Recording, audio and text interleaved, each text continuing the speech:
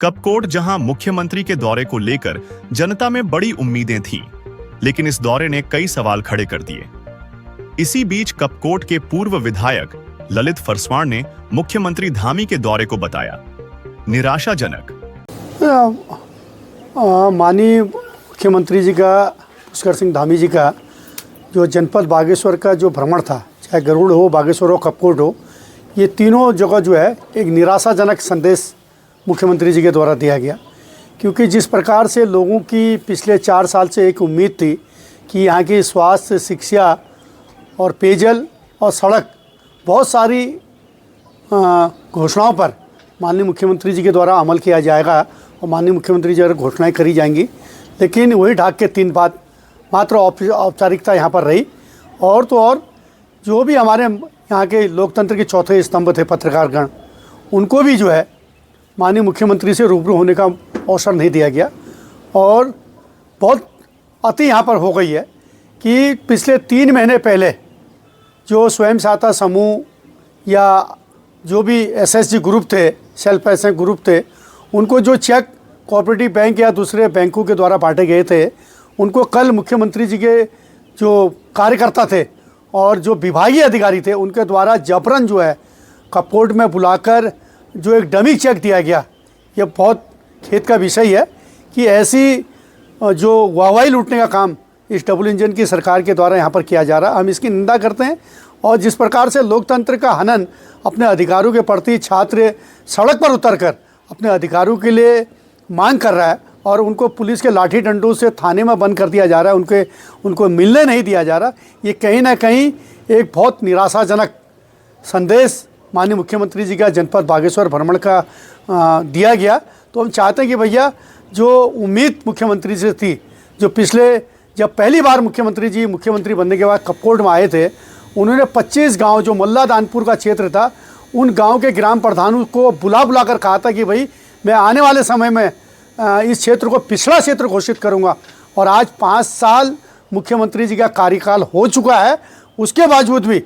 मुख्यमंत्री जी ने कपकोट को पिछड़ा क्षेत्र घोषित नहीं करा, जिसकी वजह से स्थानीय जनता में बहुत बड़ा आक्रोश है। गरुड़ में स्वास्थ्य के प्रति जो ब्लॉक कांग्रेस कमेटी के हमारे कार्यकर्ताओं ने जो ज्ञापन मुख्यमंत्री जी को दिया था, जो यहाँ पर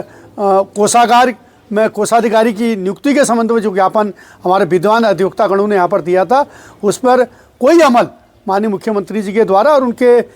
जो जितने भी यहाँ के जनप्रतिनिधि हैं उनके द्वारा कोई किया गया। हम तो चाहते हैं कि भैया इस जनपद में खनन व्यवसाय में जो हमारे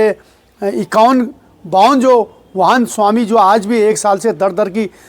ठोकरें खा रहे हैं, अगर मुख्यमंत्री जी बैडमिंटन जो ऑडिटोरियम था, इंडोर स्टेडियम था, उससे मात्र 50 मीटर आगे जाकर डिग्री कॉलेज के फील्ड में चले गए होते तो उनको इस जनपद की वस्तु स्थिति अवगत हो जाती। ना जिला प्रशासन ने, ना पुलिस प्रशासन ने उनको इतनी भी जहमत नहीं समझी कि आखिर ये गाड़ियाँ क्यों बंद हो रही हैं, इसको भी हम दिखा दें। मात्र जो है नदी में खाली सरयू माँ का गंगा जल आचमन करके वो सीधे अपने पदयात्रा में निकल गए। लेकिन आखिर हमारे जो 51 वाहन स्वामी, 52 वाहन स्वामी पिछले 1 साल से दर ढुमक रहे, कई मरतबा मैं पुलिस अधीक्षक महोदय से, जिलाधिकारी महोदय से मिल चुका हूँ, उसके बावजूद भी किसी भी वाहन स्वामी को अभी तक खनन में जो वाहन बंद हैं उनमें कोई राहत दिया जा रहा है। इस ओर भी अगर ध्यान दिया जाता तो एक बहुत बड़ी हमको यहाँ पर राहत मिलती। सड़कों की स्थिति क्या है, गिरिप तो सुभान अल्लाह कि गिरिप के ऊपर अगर किसी का बस चलता तो केंद्रीय सरकार का ही बस चलता है। उनके इतने गड्ढे इस सड़क पर हो रखे हैं कि कपकोट जैसी सड़क पर मुख्यमंत्री गए होंगे तो उन्होंने स्वयं देखा होगा। ग्वालदम वाली सड़क पर कितने गड्ढे हो रखे हैं, उसको देखने वाला कोई नहीं है।